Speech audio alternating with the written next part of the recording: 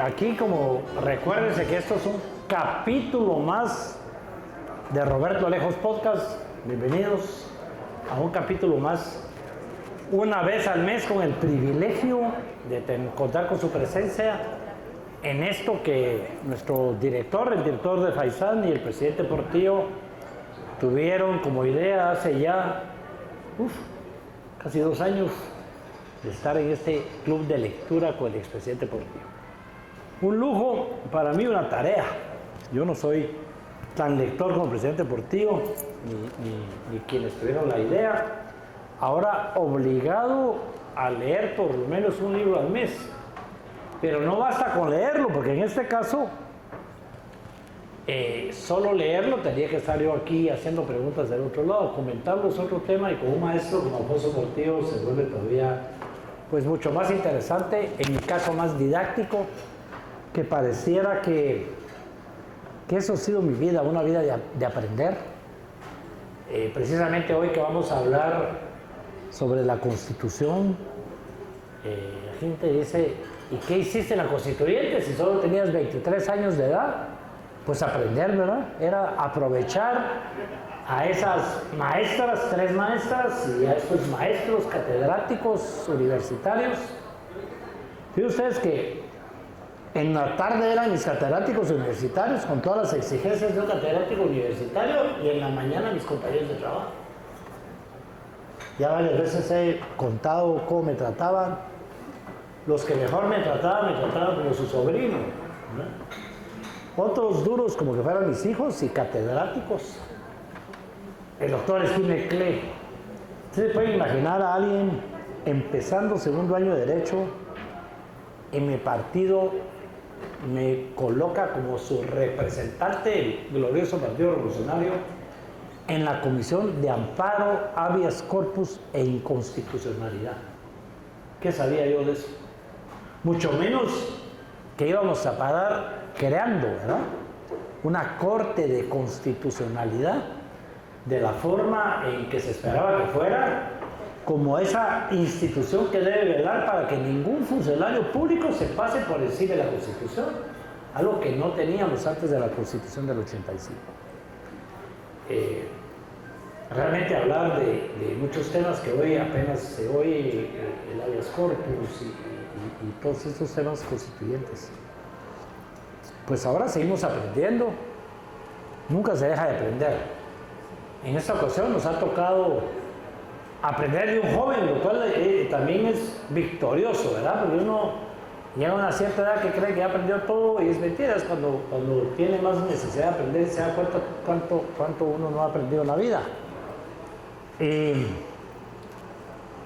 Hoy es también primera vez, estamos rompiendo 2 paradigmas, ¿verdad? Primero, solo habíamos hablado de un autor guatemalteco, de un libro guatemalteco, como un homenaje a un amigo, Gabriel Aguilera, con un tema político, un poco su historia de vida. Ahora es prácticamente la primera vez, la segunda vez que vamos a hablar sobre un libro de un autor guatemalteco, pero al mismo tiempo yo me atrevería a decir, presidente, que es la primera vez que vamos a hablar de un tema académico. Nos hemos ido siempre por lo filosófico, ¿verdad?, lo histórico, lo ideológico. Hoy estamos hablando de un libro de aprender, un libro académico, un libro pues, que nos trae en la práctica, nos obliga a todo aquel que no conozca la Constitución a conocer la Constitución. Uno no puede entender el libro de Edgar Ortiz y sus 7 capítulos si no ha leído la Constitución, si no ha estudiado la Constitución. Entonces tiene en primer lugar ese tema. Uno no puede hablar de las promesas constitucionales de las que habla el autor en el libro si uno no sabe cuáles son las promesas constitucionales. No puede uno hablar de esa carga. Edgar le habla aquí de esa bondadosa serie de regalos en materia de derechos humanos que nos dio la Constitución, ¿verdad? porque eso hay que reconocerlo, es una parte, y Edgar lo reconoce muy bien en el libro, digamos, toda la parte dogmática, como le hemos llamado, la parte de hablar sobre los derechos, pues es una constitución muy bondadosa, le llama el mismo Edgar en el libro, porque ahí es donde está el sueño de nación, ¿verdad? La bondad de esa constitución, en toda esa serie de derechos que por primera vez los constituyentes empezamos con eso. Primera constitución que empieza hablando sobre la persona, antes de empezar a hablar sobre el Estado. Con Catalina Soberanis, una de las tres maestras que no veo por ahí, casi nunca falla, ¿verdad? Hablamos de que esta constitución, esta constituyente, fue una refundación del Estado. Y al leer uno detenidamente el libro de Edgar, pues la primera parte, esa parte dogmática, esa parte soñadora, es sí, el sueño de nación, todo lo que quisiéramos que el país fuera. ¿Cómo alcanzar ese sueño, que es la parte ya de describir cómo funciona el Estado, sus instituciones y todo aquello que no me dejará mentir aquí otro maestro, Víctor Hugo Godoy, uno de los culpables de haber sido constituyente, tal vez el más responsable de que me hayan hecho constituyente, toda la parte del Estado donde vamos describiendo pues cómo se debe integrar el Congreso de la República, cómo se debe integrar el organismo judicial, cómo integrar los tres organismos del Estado, pero además de los tres organismos del Estado, ¿verdad? Esa fuerza que le quisimos dar, y Víctor Hugo que está aquí sabe cómo nos empeñamos a la autonomía municipal. Primera vez entre esas bondades que le dejamos un situado constitucional a las municipalidades para fortalecer su autonomía. Todo el tema de los consejos de desarrollo, es decir, toda esa parte práctica que es precisamente lo que está fallando, ¿verdad? Hemos debilitado la institucionalidad y Edgar lo describe ahí, el por qué la institucionalidad del país no funciona. Vamos a tener, les quiero anunciar que vamos a tener que tener un debate al respecto, porque hoy vamos a hablar sobre el libro de Edgar, pero también tenemos que tener un debate, van a estar también invitados, de qué temas estamos de acuerdo y de qué temas no estamos de acuerdo. Sobre todo los constituyentes, vamos a seguir defendiendo algunos temas constitucionales que para nosotros no es un tema de reformas, sino de cómo se llevan a cabo en la práctica, o cómo fueron mal usados, malversados, usurpados, cooptados, como le queramos llamar, que es el tema. Lo que sí es que Edgar aquí reconoce algo que hemos criticado muchísimo nosotros, que son las reformas constitucionales del 93, ¿verdad? Que le hicieron tanto daño al país. Jamás debimos haber tocado la Constitución de la forma en que se tocó en el 93. Y aquí lo importante de este libro de Edgar, un libro, es un libro pequeño, ¿verdad? Estamos hablando de 270 y pico hojas, ¿verdad? En donde, pues en sus 7 capítulos, aparte de la introducción, habla de esa promesa, de la paradoja, sobre todo el análisis institucional, las instituciones, de todo el tema. Él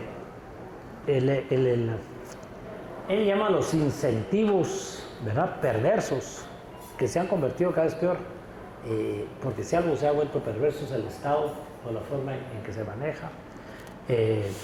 Pero me encanta, digamos que además de hablar de esas reformas constitucionales, que usted sabe, no es ningún secreto, a la par del libro se inicia un movimiento que busca, pues ya no busca llegar a la cantidad de firmas necesarias, ya tiene las firmas necesarias, buscando reformas constitucionales, y ahí es donde pues está ese tema del debate, porque son reformas más enfocadas hacia ese mapa. Él le llama el mapa de ruta, porque eso es bonito el libro, ¿verdad? Hace el análisis de la Constitución, la crítica de la Constitución, análisis del país en su institucionalidad, ¿verdad? La crítica al tema de la institucionalidad, pero da una salida, propone una salida en el tema. Y entonces, pues para nosotros es de verdad un honor estar platicando hoy aquí sobre este tema con este público. Yo sé que aunque está escondido por allá, pero le voy a pedir que se ponga de pie. Es también otro paradigma que lo vemos hoy. Es primera vez que el autor del libro está presente, ¿verdad? Edgar, bienvenido. Muchas gracias por aceptar nuestra invitación. Un aplauso a tu esfuerzo. Vamos a estar reconociendo. A mí me encanta entrar aquí y que me reciban, ¿verdad?, con un libro y me dice, ya voy a terminar mi libro. Me dice un compañero allá, ¿verdad? Ahí te encargo que lo mencionen en la próxima. Por allá el otro amigo me dice, me atreví a hacerle comentarios a la Constitución, aquí te dejo un ejemplar. Bueno, presidente Portillo, no estamos trabajando por gusto, ¿verdad? Hay motivación cuando la gente repite. A mí me entusiasma mucho que esto realmente se ha convertido en eso, en un club de lectura, cuando es la misma gente, cuando la gente se preocupa. Les pedimos disculpas, el mes pasado, por estar jugando al Mundial, paramos suspendiendo el evento, ¿verdad? Digo jugando al Mundial, ¿por qué? Porque dijimos, esa fecha no, porque juega no sé quién con no sé quién, corrámosla, ¿verdad? En la otra, no, hombre, ya son cuartos, corrámosla, y cuando la corrimos, ya tuvimos un tipo de problemas personales que nos impidieron hacer el evento. Y aún así, por aquí hay 4 o 5 que me reclamaron que fueron al evento hasta la Cámara de Comercio, ¿verdad? Allá hay otro, aquí nuestro amigo Jaimito. En fin, mil disculpas, pero ese fue por fuerza mayor, primera vez que tenemos que suspenderlo y para nosotros de verdad es muy grande. Gracias por su presencia. Yo de verdad espero que esto que lo hayamos suspendido, más tuvimos ya un podcast con Edgar hace 2 semanas hablando sobre el libro, las actividades que han tenido, recaudando firmas para que la hoja de ruta se convierta en una realidad, pues todo eso los debería de motivar para venir hoy ya con la lectura realizada y hoy nos vayamos a temas técnicos y aquí vamos a estar algunos constituyentes para decirles, ahí tiene razón aquel, ahí no tiene razón aquel. Hay que hacer las reformas o no hay que hacer las reformas, hay que hacerlas, pero con mucho cuidado. ¿Hasta dónde? ¿Qué reformas?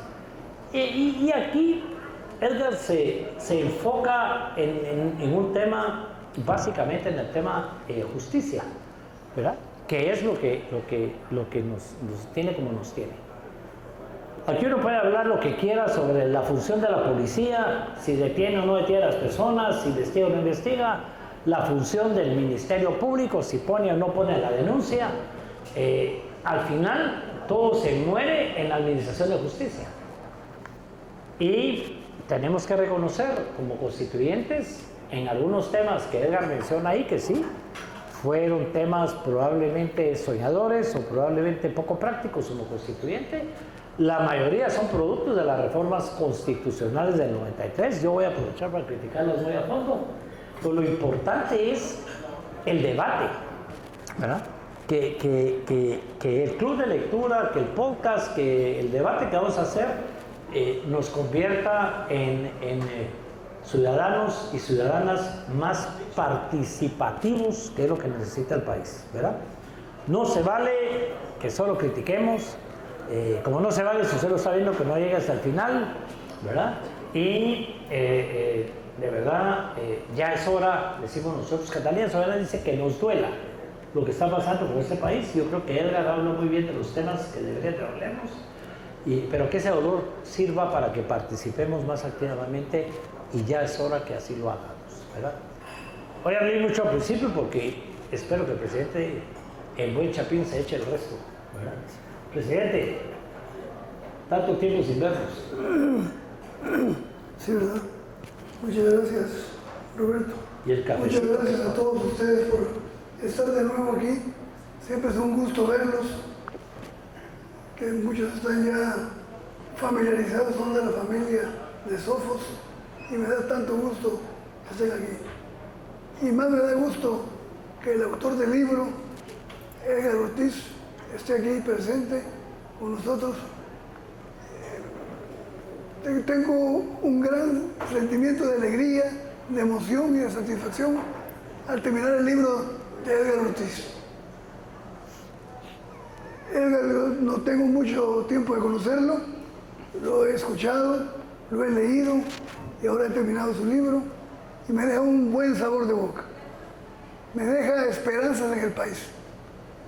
Creo que es un joven constitucionalista que tiene gran futuro, que estamos viendo apenas el primer libro, pero creo que vamos a ver muchos más libros de él.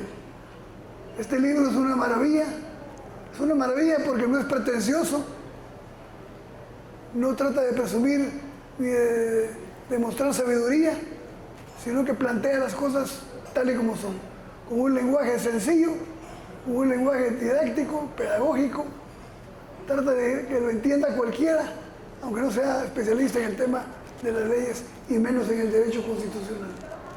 Entonces estoy muy contento, te felicito, Edgar, creo que es una cosa maravillosa para el país, creo que vamos a ver, quizás ya no te vamos a ver muchos de nosotros, pero creo que sos una promesa para el país, sos un hombre honesto, tenés honestidad intelectual, tenés claridad de pensamiento, tenés clara la visión de cómo está el país y clara la visión de lo que hay que hacer.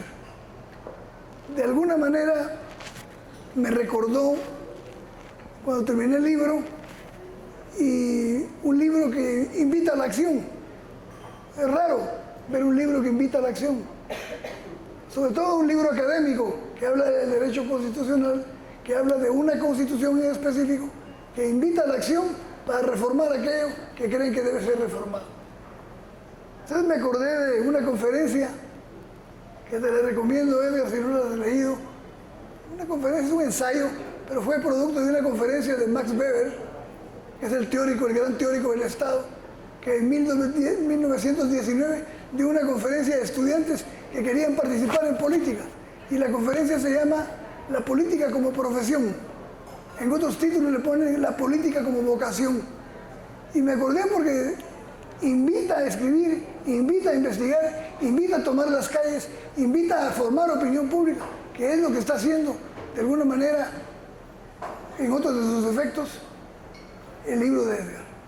Y me recordó también, miren, uno puede tener grandes ideas, pero si la idea no encuentra un contexto favorable, se muere.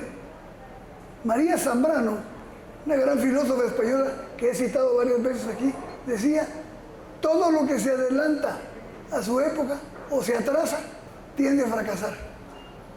Entonces, hay políticos que se han adelantado a su época. Yo creo que Manuel Colón fue un político que se adelantó a su época. Estaba muy adelante de todos los políticos de Guatemala. Y hoy me acordé de un comentario que escribía Norberto Bobbio cuando se analizaba al padre del liberalismo, John Locke, en su famoso libro Ensayo sobre el gobierno civil, un folleto de 122 páginas que se convirtió en el andamiaje, en la estructura que le daba legitimidad al capitalismo. ¿Y por qué? Porque salió en el momento oportuno. Se escribió y salió editado ese libro cuando el capitalismo necesitaba un discurso que lo legitimara como un sistema moderno, como un sistema de progreso, como un sistema de desarrollo. Pero en el mismo tiempo, con alguna diferencia de algunos años, Thomas Hobbes, otro gran teórico, no del liberalismo, pero sí del autoritarismo, escribió El Leviatán, un libro de 780 páginas que pasó desapercibido. Y hoy se reconoce la grandeza de Thomas Hobbes como un gran teórico del Estado, como un gran teórico de la política. Hoy comparo este libro que nace en un momento propicio del país. Todos estamos conscientes que las cosas no funcionan, que el Estado está débil, que las instituciones no funcionan, que se ha desnaturalizado la política, que la democracia está en peligro. Bueno, la democracia está en peligro en todos lados. En todos lados. Hoy la democracia, miren cómo está Argentina,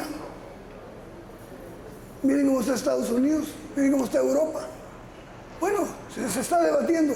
Por eso el libro es oportuno, porque hablar de la Constitución no es solo hablar de la Constitución, del texto redactado, es hablar del sueño o del deseo que tiene un país, una población de un país, de vivir de determinada forma, de vivir civilizadamente, de vivir democráticamente, de vivir con oportunidades para todos, de vivir en que el Estado y la sociedad satisfagan las necesidades de todos, en salud, educación, libertad, libertad de expresión, justicia, etc. Entonces, hablar de la Constitución es hablar de la sociedad en concreto, de a lo que aspiramos. Por eso es que a veces una Constitución peca de soñadora y de romántica, porque quiere meter toda la solución de los problemas en un texto constitucional. Y una de las cosas que me gusta, aunque no lo dice de esta manera Edgar, es que cuando criticamos el texto constitucional, metimos cosas que no tenían por qué estar en la Constitución. La autonomía de la Escuela Superior de Agricultura, las facultades del presidente para perdonar multas. Eso no tiene que estar en un texto constitucional. ¿Por qué? Porque la Constitución son principios generales de cómo queremos organizar el Estado, la sociedad y la convivencia.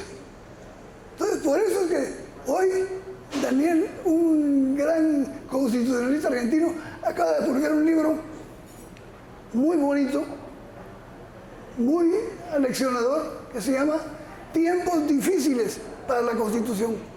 Claro que son tiempos difíciles para la Constitución. Y son tiempos difíciles porque las constituciones, muchas veces, no solo en Guatemala, sino en otros países, quienes la redactaron, quienes la hicieron, no tenían como meta la democracia, no tenían como meta la libertad, no tenían como meta la igualdad, no tenían como meta un libre mercado, un Estado fuerte, fiscalmente, financieramente.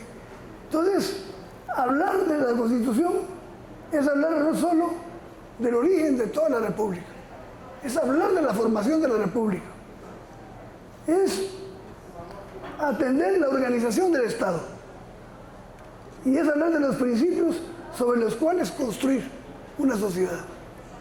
Por eso hay textos que se adelantan a su época. Por ejemplo, se compromete a dar educación al Estado. Y estamos con el mayor nivel de analfabetismo de América Latina, con un desastre en la educación en todos los niveles, con una universidad paralizada. Es decir, lo que la Constitución dice es el deseo, pero la realidad es otra. Y yo creo que tiene muy bien Edgar los pies puestos sobre la tierra, porque hace un análisis, hace una breve reseña histórica de nuestro origen constitucional. Muy aleccionador, con muy bien documentado y muy resumido, sin extenderse tanto. Pero lo más importante es que no lo dice muchas veces, lo deja entrever, y algunas veces lo dice. La Constitución es producto del poder. Quien hace una Constitución es porque tiene el poder para hacer la Constitución. Quien no tiene poder no puede hacer una Constitución. Por eso, quienes son más poderosos en una sociedad desigual tienen más capacidad de ejercer su poder, su voluntad sobre el resto de la sociedad. Entonces hoy tenemos una sociedad, una Constitución que en muchos temas no representa el interés de la población, representa intereses particulares, ¿verdad? Entonces, hace un análisis muy interesante. Creo que los capítulos más interesantes son el de los partidos políticos, el de la Corte de Constitucionalidad, el del Tribunal Supremo Electoral, esos son los más importantes, porque es la columna vertebral sobre la que va a basar su argumentación de por qué necesitamos cambiar la Constitución. Y creo que es valiente hacerlo, porque muchos tienen miedo al cambio. Muchos pensamos que una Constitución es más valiosa mientras más dura, sin cambios, sin reformas. Y yo creo que es valiente de un abogado que empieza su vida académica y política, plantear como un gran reto, no solo hacer reformas, sino hacer cosas en la calle para que esta reforma se cristalice. Yo creo que si se sigue con este camino en la que Edgar está metido, de recorrer centros académicos, recorrer comunidades, recolectar firmas, ir a eventos y señalar dónde va a estar para que vaya la gente a firmar, se puede llegar a una cantidad de cerca de 100,000 gentes, que sería un hit en la historia, no solo de América Latina, sino de Guatemala.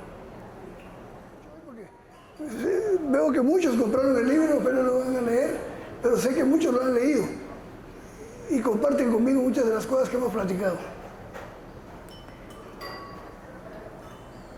En países como el nuestro, hablar de la Constitución es hablar del tipo de Estado que queremos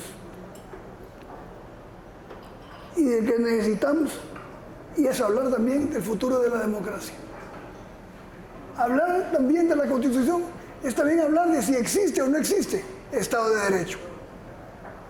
Porque si tenemos un sistema político que se autodenomina democrático, pero no tenemos división de poderes, generalidad de la ley, si seguimos existiendo privilegios, no tenemos un Estado de Derecho. Hace un análisis, bueno, un capítulo tan importante, el análisis crudo, respetuoso, una cosa que me llamó la atención, y felicito al autor por esto. No es panfletero, no trata de usar adjetivos rimbombantes que golpean, es serio, es respetuoso, no es soberbio. Cuando habla del Poder Judicial, podría haber hablado más duro, y es sensato, es prudente, pero hace un análisis crudo que desnuda al Poder Judicial. Tenemos un Poder Judicial que dista mucho de ser un verdadero Poder Judicial. Y él lo pinta hasta con un ejemplo de una juez. Hoy adquiere más importancia un libro de estos porque hay una seducción del autoritarismo. No vamos a mencionar nombres, pero soñamos con un dictador. Es increíble. Después de lo que hemos vivido, después de la etapa de dictaduras, añoramos un dictador que venga a decirnos, claro, que le venga a decir a los demás, no a nosotros. Porque siempre pensamos en un dictador que va a fregar a los demás, no a nosotros. Queremos tener... Entonces hay una seducción del autoritarismo. Hay un libro que lo recomiendo de Anne Applebaum, que es una polaca, que su esposo fue ministro de Polonia, que se llama El ocaso de la democracia. Y como subtítulo se llama La seducción del autoritarismo. Hay una gran seducción del autoritarismo. Miren, en América Latina están ganando candidatos presidenciales que no tienen nada de democráticos y que quieren transformar el Estado, llegando al Estado por medios democráticos, y se comportan como un verdadero dictador. Bueno, el mejor ejemplo es lo inaudito del presidente de los Estados Unidos. La Constitución vale gorro. Ahí es la voluntad de él en lo que es la Constitución. Entonces, hoy leí a un chino de 200 años antes de Cristo, Han Fengchi, se llama El arte de la política. Dice, hasta las dictaduras necesitan del derecho. Porque no es cierto que las dictaduras tienen la voluntad unipersonal del dictador.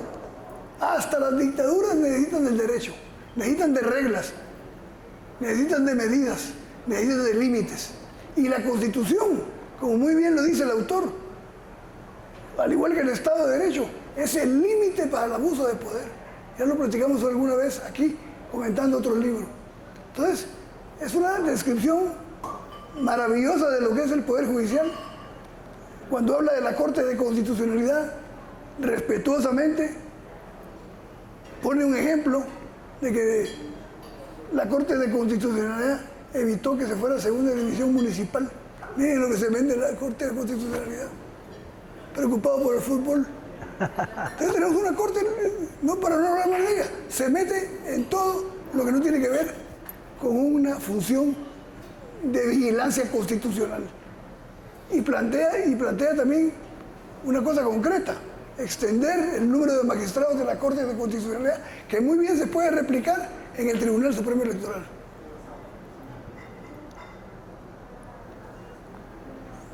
En América Latina observamos un proceso histórico aberrante, el regreso de regímenes autoritarios por medio de elecciones. Esto nos demuestra que en esencia lo que se discute cuando se habla de la Constitución es discutir en esencia el poder del Estado.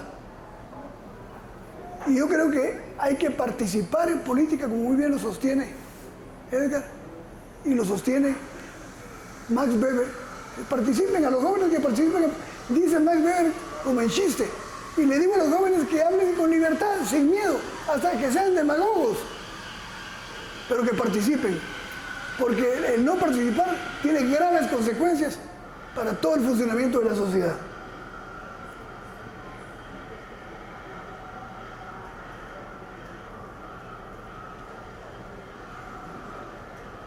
Una cosa que queda implícita en la lectura, sin decirlo, es que una constitución es producto del debate y de la lucha política. En una constitución, en una constituyente, están representados la mayoría de quienes tienen acceso al poder. Sector privado, sector militar, clase política. Por eso muchas veces no está... Hoy, algo que solo lo toca muy superficialmente Edgar, pero que está presente en el texto, es que hoy tienen representación hasta el crimen organizado en el Congreso. Es decir, la degeneración, la desnaturalización de nuestro Congreso ha llegado a tal extremo que hoy nosotros están representados partidos políticos, sector privado, exportadores, constructores, cementeros, pero también el crimen organizado, también el narcotráfico está representado, también participa. Y ese es uno de los grandes obstáculos que vamos a enfrentar en una posible reforma constitucional en el futuro.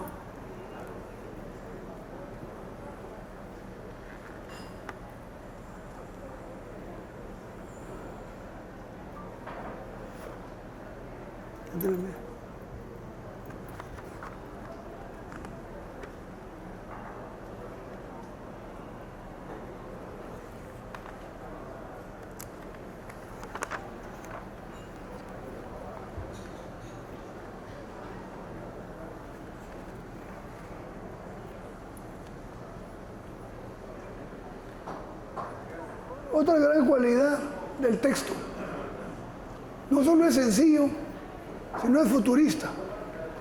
Es pensando para adelante, no pensando para atrás. Pero además no tiene sesgo ideológico, que es muy difícil en un texto de derecho o en cualquier texto político no demostrar a qué tiende uno ideológicamente. Porque cuando el texto lleva el sello ideológico, se pierde mucho de objetividad y de cientificidad. Eso reconozco en un texto. Yo, por ejemplo, traigo ahí un texto que se llama El Nuevo Pacto, que se nota hacia dónde tiendo por mi lenguaje, por expresiones, por términos que utilizo. Yo creo que tenemos que ir desideologizándonos, no porque la ideología sea mala, pero a veces se convierte en una trampa, se convierte en una cárcel mental de larga duración. Y yo creo que aquí no hay un planteamiento ideológico, hay un planteamiento que intenta ser lo más objetivo y lo más concreto en el contexto histórico que estamos. Creo que la obra de Edgar Ortiz es, en primer lugar, oportuna. Creo que nuestro país necesita abrir el debate sobre la reforma constitucional, y qué mejor manera que con un libro, y qué mejor manera que divulgándolo, reproduciéndolo y discutiéndolo con sectores de la sociedad, con partidos, con asociaciones, en universidades, en centros académicos, etc. Esa es la tarea que le corresponde y que creo que lo están haciendo muy bien. Hay acción después del texto. Es decir, ese es el planteamiento. Así estamos. Esos son nuestros problemas. Esas son nuestras dificultades. Enfrentémoslas, pues. Demos el paso. Es muy valiente. En un contexto, sobre todo tan cerrado, en un sistema político tan cerrado. Bueno, cuando hace el análisis del sistema político, es fatal, ¿verdad? La organización, la representación, que es lo más importante de la democracia, la representación. ¿A quién representan las listas nacionales? El modo del conteo. Hay una cosa que me llama mucho la atención y que respeto mucho del texto. A todos los que hablan de fraude, les demuestra en pequeñas líneas que no hay posibilidad de fraude electoral en Guatemala, por la forma en que está organizada las elecciones y la forma en que se hace el conteo. y en la forma que se trasladan las actas. Lo explican perfectamente. Este libro invita sobre todo al debate y al conocimiento, a que nos preocupemos por la cosa pública.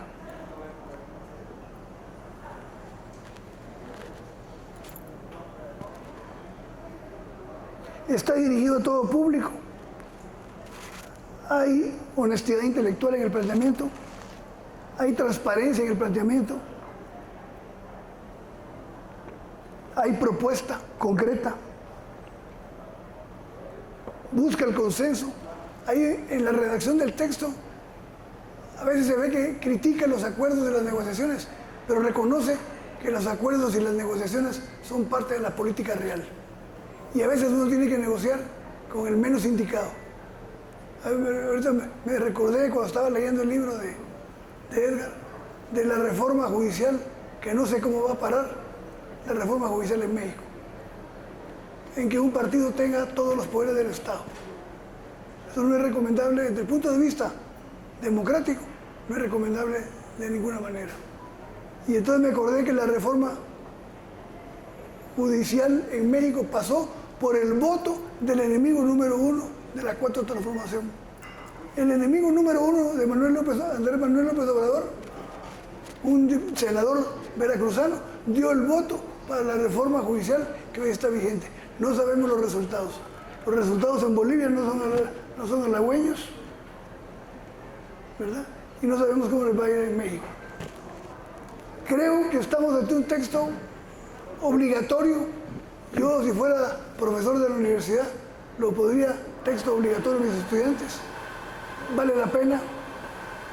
Está muy bien redactado, está muy bien documentado. No hay demagogia, no hay falsedad, ni hay falsas esperanzas. Es un libro que yo recomendaría ampliamente y que volvería a leer y que creo que es el inicio de lo que Guatemala podría ser una reforma exitosa.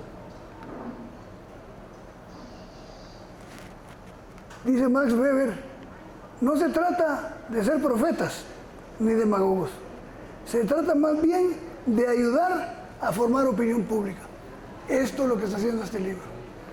Está queriendo llegar a todos nosotros, guatemaltecas y guatemaltecos, para que tengamos conciencia de la necesidad del cambio. Que el cambio, sé que hay oposición al cambio, pero que el cambio lo determina la misma dinámica de la sociedad. Que no puede ir el derecho por un lado y la realidad de la sociedad por otra, ¿verdad? Solo quien tiene poder tiene capacidad de influir en la sociedad y tener influencia en la sociedad.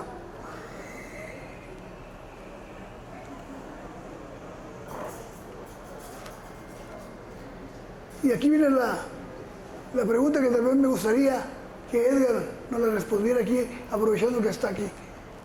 Edgar habla de que coincide. Yo en el 2017 publiqué un ensayo en que se llama La solución es política. Lo mismo dice Edgar.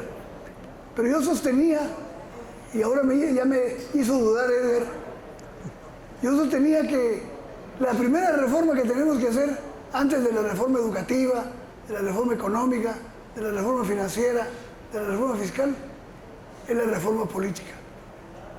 ¿Por qué? Porque con un Congreso como el actual, ¿cómo hablar de otras reformas que son importantes para el país si están bien definidos los intereses, si están bien definidas las representaciones? Entonces, yo sostengo que el primer cambio que debe ser fundamentalmente político, cambiando la ley electoral y de partidos políticos.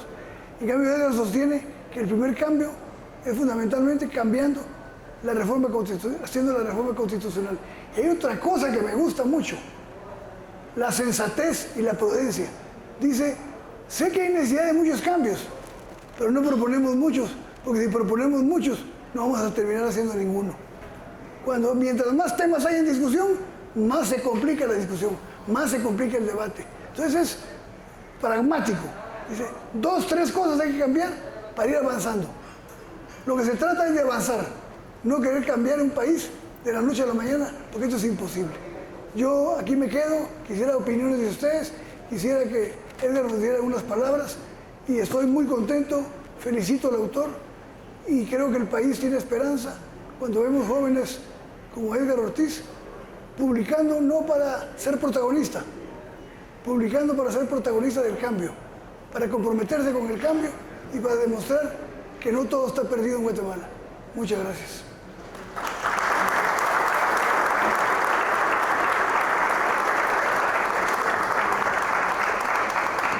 Muchas gracias, presidente Alfonso.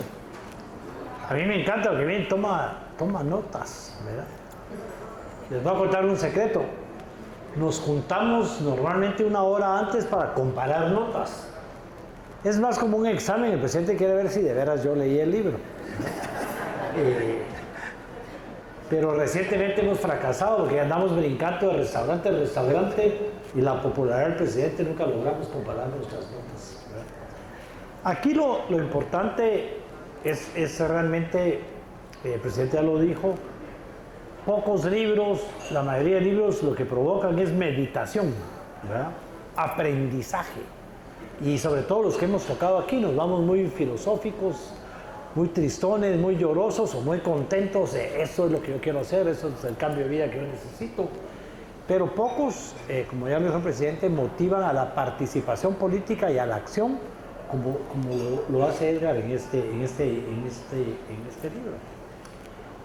Básicamente dividido, pues hablamos de 7 capítulos, pero es muy fácil dividirlo en 4. Y de verdad a mí me entusiasma mucho ver figuras, por ahí a Ricardo Gómez ya no lo veo, que hubiera querido que hubiera sido constituyente y no pudo por haber sido diputado. Los militares limpiaron la casa y quienes fueron parte de los últimos 3 congresos no podían ser parte de la constituyente. Y entonces se ha quedado en alguien muy crítico a lo que hicimos los constituyentes. Me agrada que esté aquí, candidatos a la presidencia que andan por ahí, del Colegio de Abogados, en fin. Muy grato el tema. Pero dándole la palabra a ustedes, yo lo divido más en 4, digamos, la paradoja, dice Edgar Ortiz ahí, que dice, en el papel, esa es una constitución bella, que tiene, como mencionamos antes, ahí una enorme, preciosa gama de sueños a través de todos los derechos humanos que quedan plasmados ahí. Pero en la práctica, ¿cuántos de esos son alcanzables? Y ese es el tema de lo paradójico de la situación del país y que Edgar lo escribe muy bien ahí. Aquí, digamos, también a mí me cambió mucho el tema. Yo siempre le he echado la culpa a la gente. Y digo yo, no, la Constitución es buena, es un problema de personas. Edgar dice aquí, no solo es un problema de gente, sino de la forma en que está organizado el Estado, de las instituciones, que aunque la gente quiera, no puede, ¿verdad? Y entonces ahí también hay otro debate entre los constituyentes que creemos que ha sido un problema de personas y realmente ese es otro tema de ahí que lo deja muy claro como el tema del legalismo mágico, otra palabra que usa, porque también muchos creemos que se trata de cambiar la redacción de las leyes y eso automáticamente va a cambiar la situación del país y no es así. No por magia cambian las cosas, no es cambiando el texto constitucional como se va a alcanzar para llegar a la pregunta final que va a quedar en manos de ustedes en sus comentarios. La calidad de gente que veo hoy es 40 años después. Aquí la pregunta es, ¿lo logramos, Víctor Hugo? ¿Lo logramos? ¿A los constituyentes están aquí? ¿Realmente esos sueños se están alcanzando? Entramos después a una etapa en que hemos retrocedido. Y para finalizar, ya el presidente Portillo contó del análisis, la historia constitucional que hace Edgar ahí, pero a mí me gusta hablar también, cuando lo leo, de los intentos de reformas constitucionales, incluyendo la única que hicimos, ¿verdad? A mí me invitaron a ir a una conferencia en Escocia, recién pasada la pandemia, sobre reformas constitucionales fallidas. Para mí las reformas constitucionales fallidas eran las reformas en seguridad y justicia que no hicimos cuando entramos en este pleito de la CICIG, ¿verdad? Y sin embargo la conferencia no era sobre eso, sino sobre las reformas constitucionales producto de los acuerdos de paz.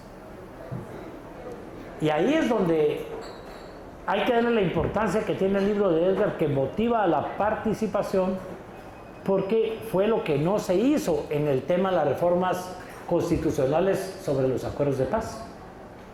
Y es que allá en España, cuando los comandantes de URNG se abrazan con los secretarios generales de los partidos políticos, la portada de Prensa Libre era Mario Sandoval Alarcón, el anticomunista más grande de la historia de ese país, abrazándose con el comandante Gaspar Hilón, y la promesa era: cuando se firme la paz, vamos a llevar tantos diputados al Congreso de la República ya como partido político, y vamos a ir a promover la reforma constitucional para que los acuerdos de paz sean parte de la reforma. Y no se cumplió.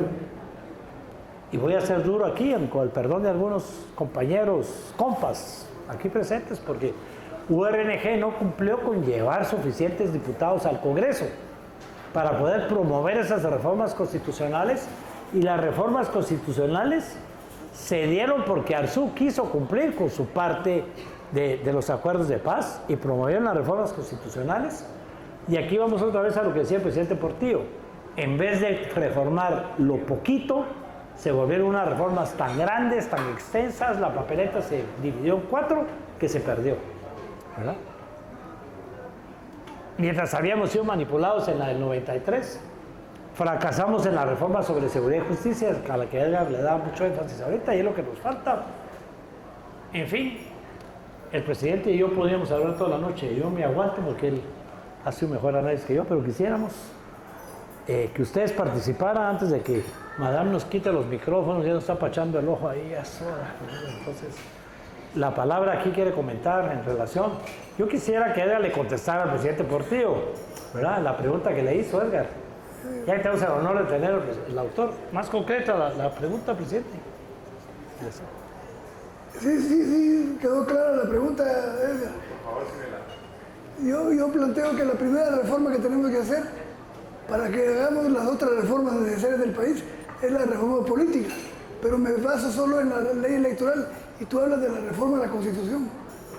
Y me gustó tu planteamiento, pero me dejó en dudas, y lo que estoy diciendo yo no está totalmente desacertado. a ustedes por leer el libro, la verdad que me hace un honor tremendo, y los que están aquí, también tanta gente que vino hoy, de verdad que estoy muy honrado porque uno escribe para que lo lean, y de verdad que es un regalo para mí como autor muy grande, así que primero gracias. Y segundo, gracias a ustedes por las buenas palabras. Vine para haber hablado bien de mí. Entonces, no, de verdad que me dieron muchas reflexiones de la presentación de ustedes, pero concretamente con esta pregunta, yo lo que planteo es, punto número 1, sí estoy de acuerdo en como planteamiento general que la reforma política es o la primera o la segunda reforma que hay que hacer, eso sin duda. Lo que yo digo es que quizás la reforma a la ley electoral sea insuficiente, porque yo creo que el problema número 1 que tenemos hoy es de representación en el Congreso.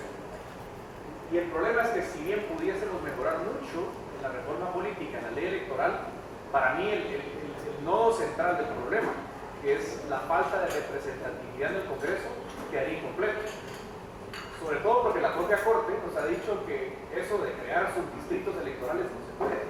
Entonces, mientras tengamos una lista nacional tan grande de 32 asientos, mientras tengamos el departamento de Guatemala con 19 diputados o Distrito Central con 11, es muy difícil mejorar el grado de representación sin modificar, creo que es el 157 donde están los distritos, ¿no?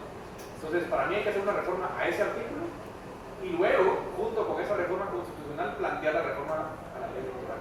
Pero creo que sí hay un problema grande en las variables de representación del Congreso. Dicho de otra forma, si quisiéramos en Ciudad de Guatemala dividir en distritos pequeños los diputados que elegimos, no lo podríamos hacer sin tocar la Constitución.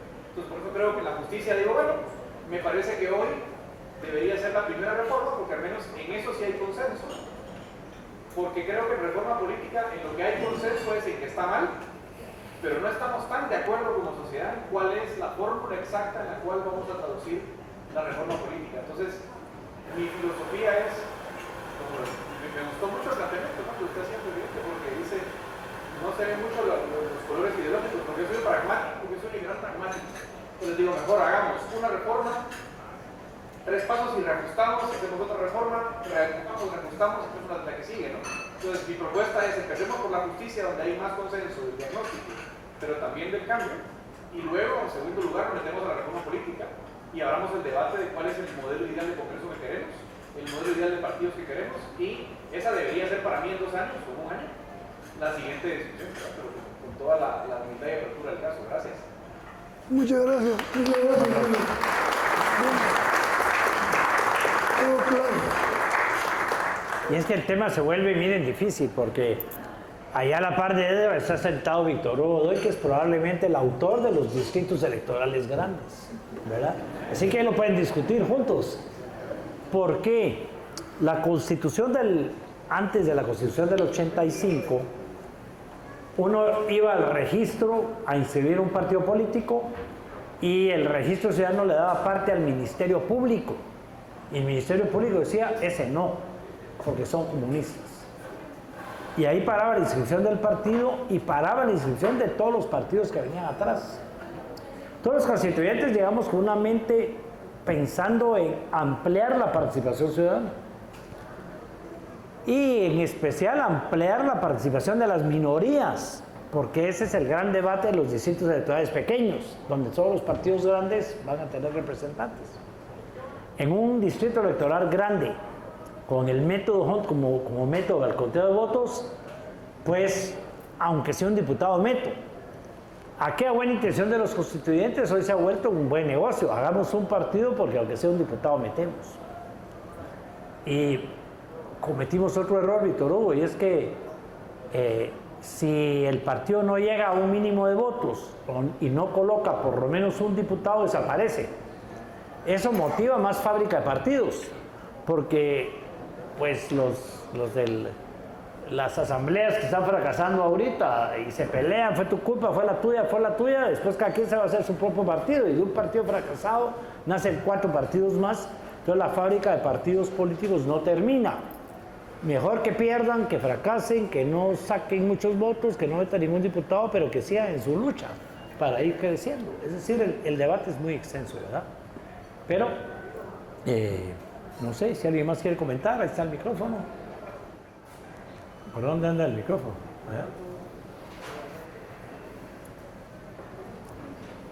Gracias.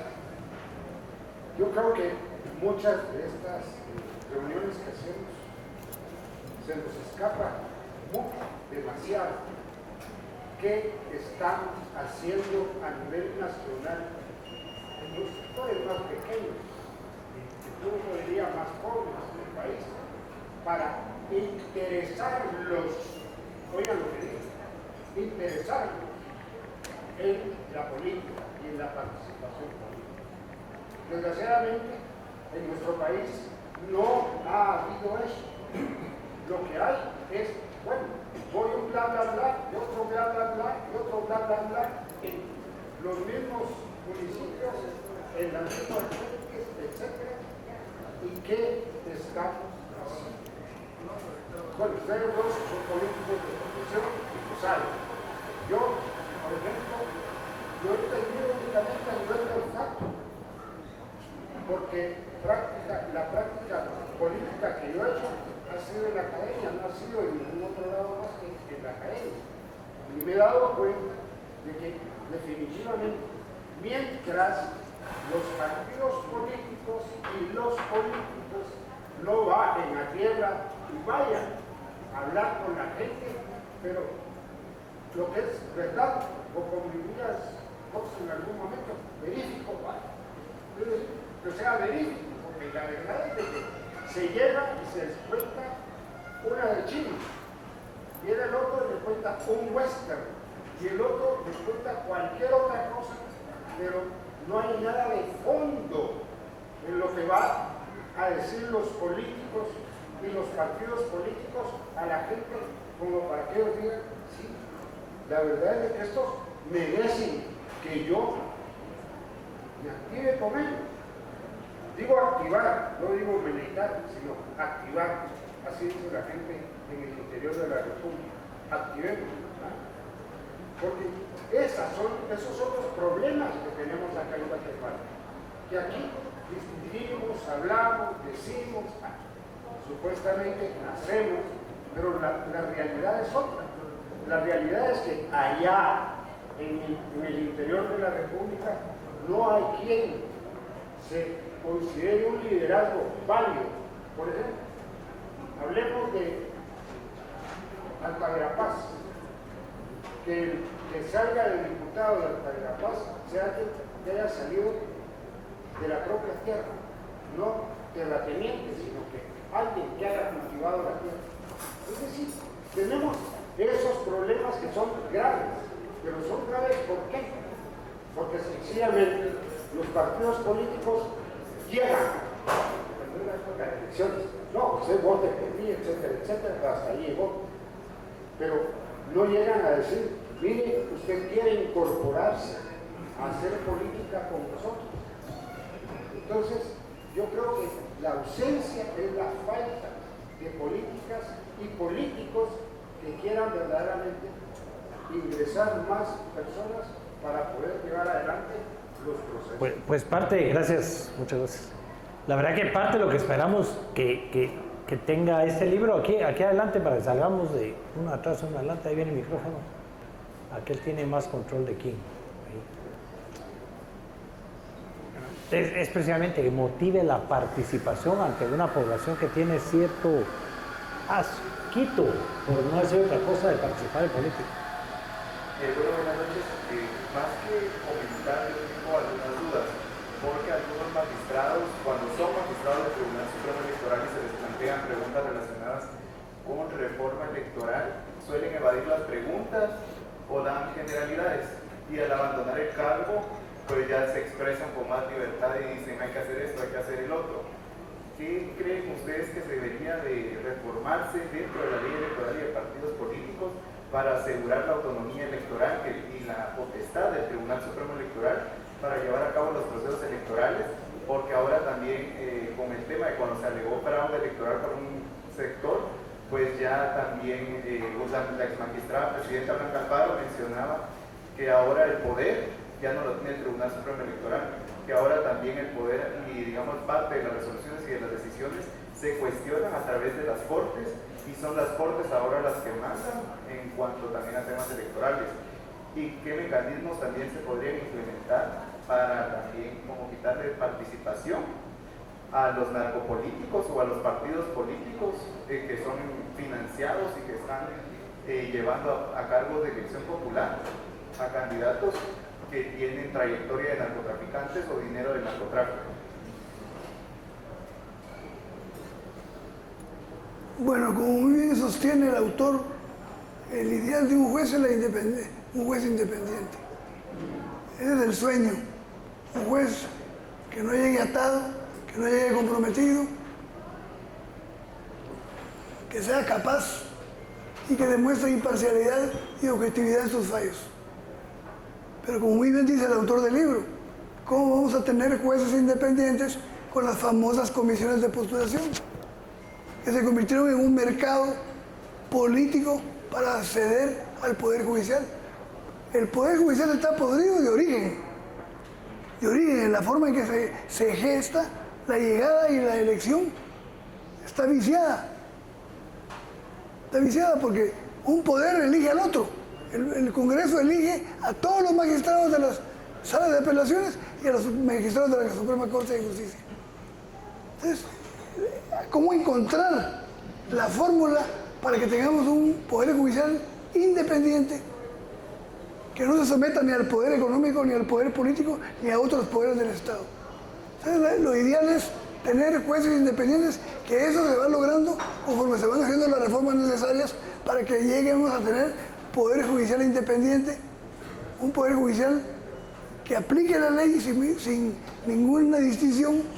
Ese es un sueño, eso es algo por realizar todavía. Pero el meollo del asunto está en qué hacer, qué reformas hacer para modificar o sustituir las famosas comisiones de postulación. Ese es el gran problema, porque ahí se vale de todo. Entonces, hay un contralor que lo elige el Congreso, le pone condiciones. Unos jueces que los nombra, o magistrados que los nombra el Congreso. Los diputados se reparten sus cuotas. Ese magistrado es mío, hermano. Así hablan. porque está desnaturalizado el sistema para elegir un poder judicial independiente que sea verdaderamente gestor y administrador de justicia. Gracias, presidente. Y cuando hablamos, Fernando, los dueños de casa, ¿quién va pidiendo la palabra? Cuando hablamos, digamos, de justicia, estamos hablando de justicia en general, incluye al Tribunal Supremo Electoral, incluye el Contralor General de Cuentas, es decir, y caemos otra vez en el tema de la pregunta que le hacía el presidente a Edgar. ¿Hay que entrarle a la reforma judicial primero o a la reforma política? Y el problema es cómo entrarle a las reformas sin querer abarcar muchas, que es también lo que me gusta de este libro, de no es un libro ambicioso de convoquemos a una Asamblea Nacional Constituyente, entremos a la reforma, porque para entrar a reformar todo, volveríamos a los acuerdos de paz, volveríamos a todo, lo cual sería imposible entrarle a una reforma, sino en temas realmente concretos para ir, porque para los constituyentes, y voy a mencionar aquí a Aquiles Fallase, por ejemplo, la única reforma constitucional que debería de haber ahorita se deroga la reforma constitucional del 93, dice Aquiles, ¿verdad? Como primer paso para que regresemos a temas, y allá no me dejará mentir, es un candidato a la presidencia, un saludo a Ricardo, gracias. Yo soy candidato a la presidencia, obtengo una buena cantidad de votos, pero no gano. ¿Y mis votos a dónde se fueron? Porque no me representan los diputados que iban conmigo. Había una papeleta hoy en día de la lista nacional donde cada quien va a buscar sus votos. Esa papeleta no existía en la Constitución original. Los diputados de lista nacional era proporcional a los votos que sacaba el candidato o la candidata a la presidencia. Para tener diputados de partido, sin compromisos, sin haber vendido la cruz, sin haber hecho campaña, sin ponernos a dieta y vestirnos bien y andar prometiendo cosas que después no podemos cumplir. Y eso se rompió en las reformas constitucionales. Entonces, el constitucional es muy profundo. Y eso es lo que nos gustó mucho. El presidente partió lo simple de las reformas que aquí se estaban proponiendo de parte de Edgar y de quienes lo acompañan en este tema. Buenas noches. Yo he oído mucho esto de los distritos. Yo soy amante de la política de Estados Unidos, donde hay un distrito, 2 partidos, pero a pesar de todo, ¿qué me impide hoy, ahorita que es el debate del presupuesto, ir a buscar al diputado 1 del distrito de Quiché y ver cómo vota y comenzarlo a cuestionar públicamente? No sé quién es. A lo que voy es que se habla mucho de esto de los distritos y cambiar la ley electoral de los partidos, pero ¿dónde está la prensa? Porque la democracia existe. Tal vez el año electoral es distinto porque ya votamos por cara. Pero hoy, justo el debate del presupuesto, ahorita es algo que a mí me pudo nervio. Yo puedo aumentar el voto o poder cuestionar a un diputado en específico, decir Quiché 1, Quetzaltenango 1 o no. Pregunta, o sea, mi punto tal vez no está tan mal como pensamos. Solo es un poco desordenado y difícil el juego. Pero si queremos que funcione, no es solo alegar la letra de la ley, sino hacer que la democracia funcionar. O sea, yo me acuerdo, en el 2000, un Berché y todo eso, o sea, prensa libre y todo, era muy distinto de lo que es ahora.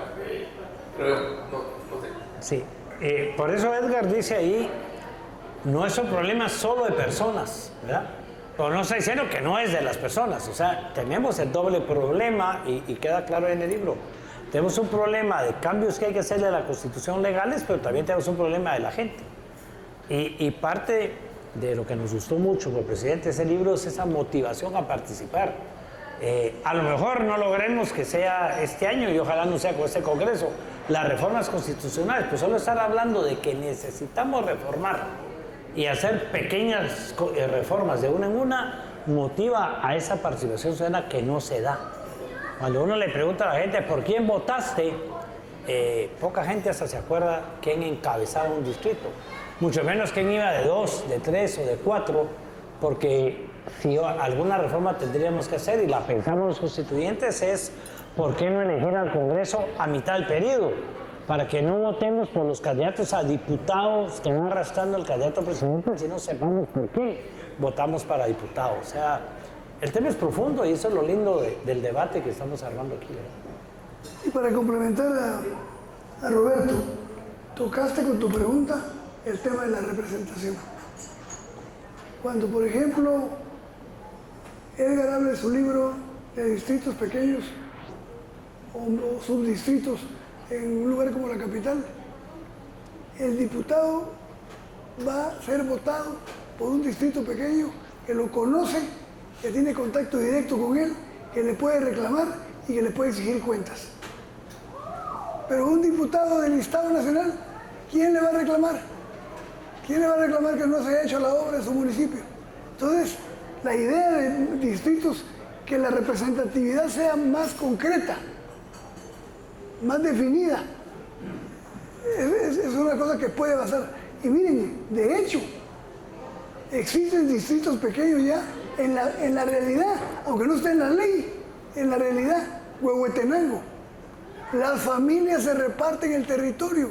Miren, muchachos, yo voy a ser candidato a diputado por Huehuetenango, pero solo voy a trabajar 3 municipios, porque con lo que saco ahí, llego. Ya no voy a los demás municipios. Y tú, tu familia, tú agarras 3 municipios. Y se reparten todo el departamento, 3, 4 familias de Huehuetenango. Y repite. De hecho, ya existe una representación con distritos pequeños. Entonces, ¿cómo? Eso va a ser un tema que hay que hacerlo si queremos exigir y si queremos pedirle cuentas al político que nos representa. Yo siempre cuento la anécdota de John McCain cuando votó a favor del Obamacare. Y la periodista le pregunta, mire presidente, mire senador, ¿usted votó en contra del presidente y en contra de su partido? No, le dijo. Yo no voté ni en contra de mi presidente ni en contra de mi partido. Yo voté porque los que me eligieron a mí pertenecen a Obamacare. Si voto en contra de Obamacare, ya no vuelvo a ser senador. Esa es la representación.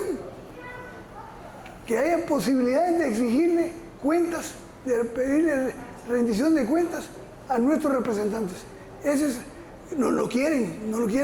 La vieja política no quiere eso, porque eso es el harakiri. Otro día hacemos un debate de la vieja política. Yo defiendo la vieja política, ¿verdad? La nueva, la que no sirve. ¿Ah? Perdón. Últimas 2 preguntas. Ahí está la que manda. Bien. Buenas noches, licenciado Portillo, licenciado Lejos. Mi nombre es Salvícar Álvarez, soy abogado y notario. Y primero que todo quiero felicitar a Edgar Ortiz, que es quien nos tiene aquí hoy.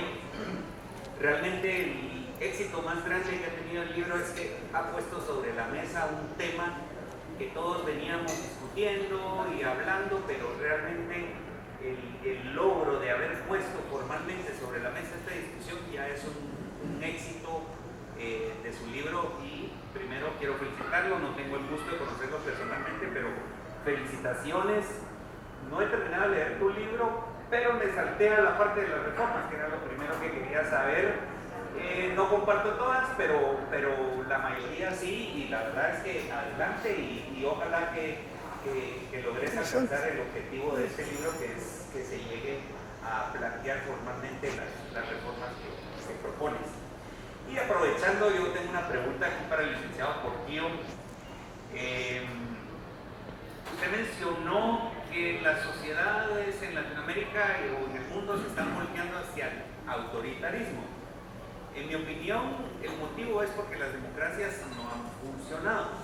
Sin embargo, la pregunta para usted sería, si usted pudiera volver a ser presidente, ¿a usted le gustaría gobernar con una aplanadora en el Congreso, donde usted tenga control del Congreso y se haga lo que usted diga, o tener un partido oficial débil que tenga que estar negociando alianzas y no digamos como el actual, que ni entre ellos se ponen de acuerdo? Gracias. Muchas gracias. Por alusión, mira. Muchas gracias por la pregunta, mucho gusto, Amílcar. Te he escuchado muchos de tus planteamientos. Sí, yo lo conozco, decir, no me caía el 20. Muchas gracias por tu pregunta. Bueno, ser pragmático, tener mayoría absoluta en el Congreso es lo ideal. Yo la tuve. Se hace poca referencia a eso. De los 116 diputados yo tenía 64. Y aún así no pude tener aplanadora en muchos casos. Por ejemplo, en la ley de competencia, la ley de aguas, la ley de tarjetas de crédito. Esas leyes no pasaron porque había gente dentro de mi bancada que no podíamos convencerla. Entonces, lo ideal es tener una mayoría absoluta, sin cometer los abusos, ¿verdad? Porque el problema es que se abusa fácilmente cuando se tiene mayoría, porque no tiene una necesidad ni de negociar con nadie, ni hablar con nadie, ¿verdad? Pero yo creo que por sanidad para el país se necesita que haya más debate. El problema es que no hay calidad de debate. Si tuviéramos, tú fuiste diputado, ¿verdad, Amílcar? No, un hermano tuyo no. No, ¿verdad? Yo pensé que había sido diputado. Eres especialista en temas fiscales, ¿verdad? Ahí va. No, tampoco, estoy bajando, estoy interrogando. Que siga. Estoy siendo pragmático, uno quiere tener mayoría absoluta, pero es bueno es sano para un país que el Congreso esté ampliamente representado. Cuando hay claridad política, cuando hay madurez política, no cuesta llegar a acuerdos.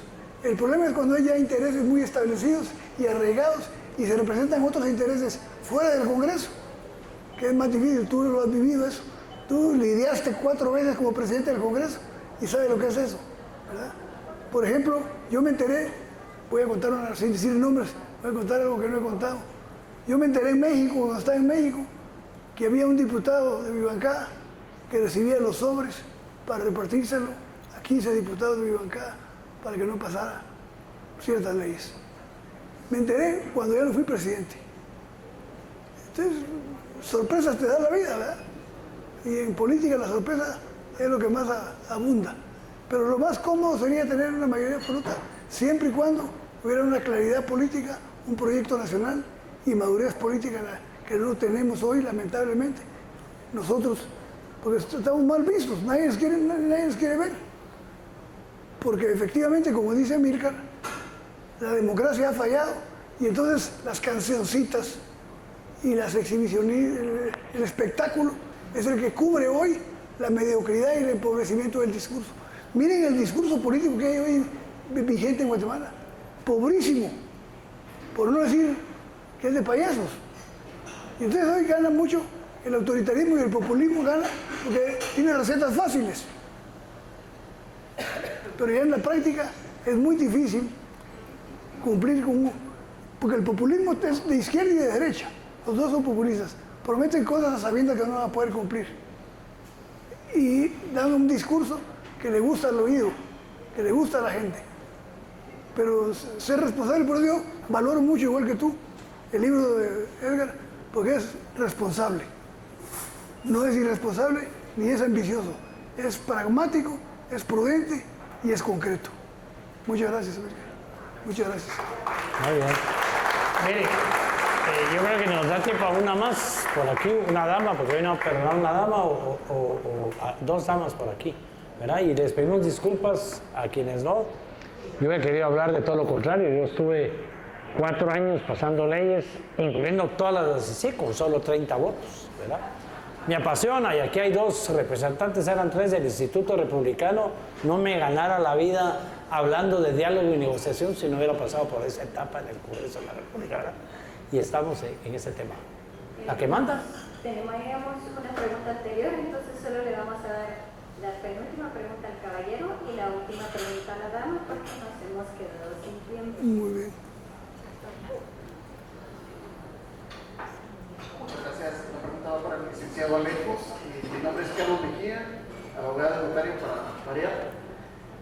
La pregunta viene encaminada a un supuesto. Mi pregunta va dirigida a si el día de hoy pudiera retroceder usted a hablar con ese constituyente de 23 años. Interesante. Y usted pudiera hacer un cambio por algún error que usted cree que se haya cometido o por alguna normativa que nos haya afectado mucho durante los 40 años posteriores. ¿Qué cambiaría si fuera únicamente uno? Gracias. Es bien fácil. Elegir al Congreso a la mitad del periodo.